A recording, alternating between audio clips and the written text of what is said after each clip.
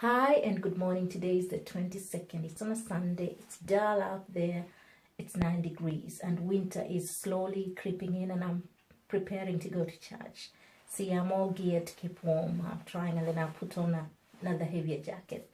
Anyway, yesterday I did ask a number of questions, and those questions were on assumptions, and the other question was on what is it that you would do for free if you were to do it for free, and how and why you would do it. A number of people did respond to all those questions differently.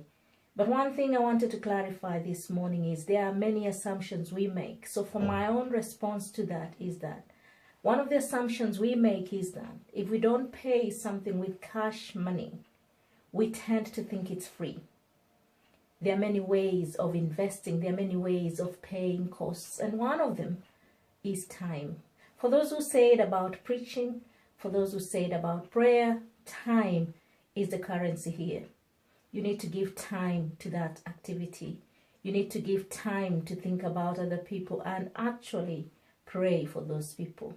Then the other thing is you give them a space in your mind because you will be thinking about them. I like one of the answers given by Phil, because he was saying, if I don't think about someone, if you don't attract their attention, or if I don't have a space in my mind for you, then I may not pray for you, or I may not be able to do something else for you.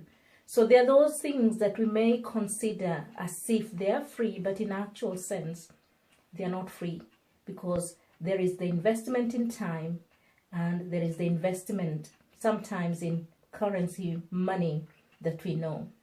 Now, when I was trying to research on this, I came across something that says there's no free lunch, something like that. And it was to do with there's nothing like free lunch. And what was being explained here is that there was a pub one time in the Americas where people would go and be able to be given a free lunch if they bought a drink. But there were other strings attached to that. One thing is the food was too salty. So when they bought the food, obviously they would buy a second drink. And then they would recommend the place for someone else, and it goes on and on and on. And that's how the company or the pub was building its money. So they may have thought they were getting a free lunch just because they bought a drink, but there are things attached to that. But the one I'm talking about is even more direct. When you need to pray, there is time. For those who want to preach, then there is time that is invested in studying and learning from others before we can be able to preach. And I used a very good example of Jesus and his 12 disciples. Yes, the disciples spent time with Jesus to learn from him firsthand, and that made them easier to go out when they became apostles to teach others. And we are still called, for those who have Christian faith like I do, we are still called to that, to be discipled by Jesus and going out to disciple others. And for those who spent time praying, the same thing. Jesus spent a lot of time talking, communicating to his Father, and he was encouraging his disciples to communicate with his Father.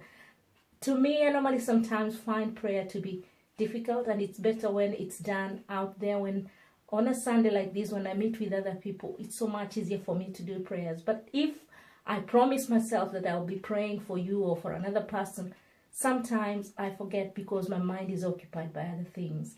I need to commit to it. I need to find time to do it. And that's the investment. Now, I'm not trying to discourage anyone.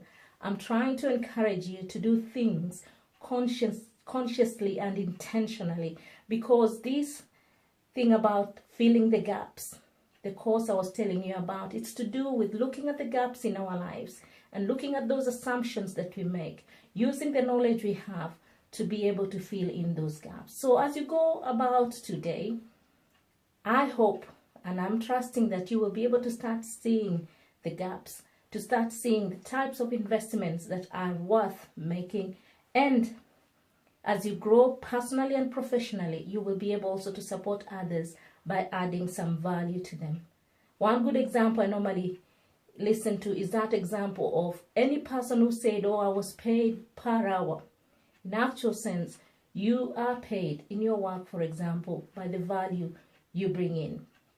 That value that you have, the skill that you have applied, the competence that you have applied is what you are paid for. If you're paid to do nothing, still you would know that you are paid to waste the time. So there we go. there is a cost to everything. We shouldn't make assumptions that there are free things along. In the same way, we shouldn't make assumption that our growth will just automatically come in. We need to invest in it. We need to invest money. We need to invest time. We need to invest ourselves by commitment and encouragement from others. We need to incorporate everything that we've got to be able to grow personally and professionally. So have a wonderful day and be encouraged, because we've started filling in the gaps. God bless you.